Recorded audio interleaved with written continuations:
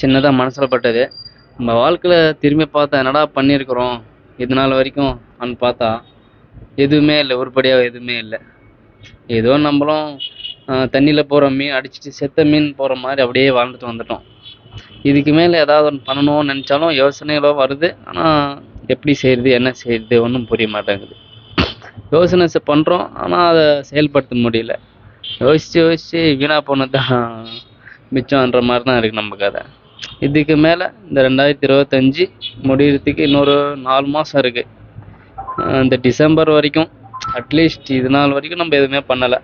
இதுக்கு மேலேயாவது டிசம்பர் 30 முடிகிறதுக்குள்ளே நம்ம எப்படி நினைச்சோமோ அந்த மாதிரி இதுக்கு மேலேயாவது வாழலாம். மீன்ஸ் ஒரு ட்ரையாவது பண்ணி பார்க்கலாம். வாழ முடியுமா முடியாதா? சில பேர் சொல்லுவாங்க நான் ஃபோக்கஸ் பண்ணால் முடிச்சிடலாம் ஒரு வேலையான்ட்டு. அந்த மாதிரி நானும் ஃபோக்கஸ் பண்ண போகிறோம். இன்னும் 4 மாதத்தில் நம்ம நினைக்கிறது டார்கெட்டை முடிக்க முடியுமா முடியாதா என்ற ஒரு ட்ரை நம்ம எடுத்து பண்ண போகிறோம். இதுக்கு மேலே கண்டிப்பாக பண்ணி தான் ஆகணும். பண்ணலனாலும் வேறு வழி இல்லை. அதனால் நம்ம மொபைல் ஷாப் ஆல்ரெடி வச்சுருக்கோம். இதுக்கு மேலே பிஸ்னஸ் பண்ணால் மட்டும்தான் நம்ம க்ரோத் ஆக முடியும். ஆனால் அது என்ன பிஸ்னஸ், எந்த மாதிரி பிஸ்னஸ், எந்த பொருளை சூஸ் பண்ணுறது, அது இதுக்கு மேலே தான் டார்கெட் பண்ணணும் ஒன்றா. இது இப்போ வரைக்கும் நம்மளுக்கு தெரிஞ்ச ஒரு விஷயம் மொபைல் ஷாப், அப்புறமா ஸ்லிப்பர்ஸு.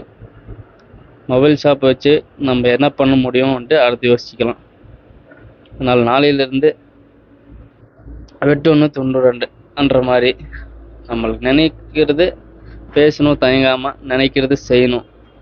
இதை மட்டுமே ஃபோக்கஸாக வச்சுட்டு இந்த 4 மாதம் கம்பல்சரியாக ஏதாவது ஒன்று செஞ்சாகணுன்ற ஒரு முடிவு எடுத்துகிட்டு நம்ம பண்ண போகிறோம்.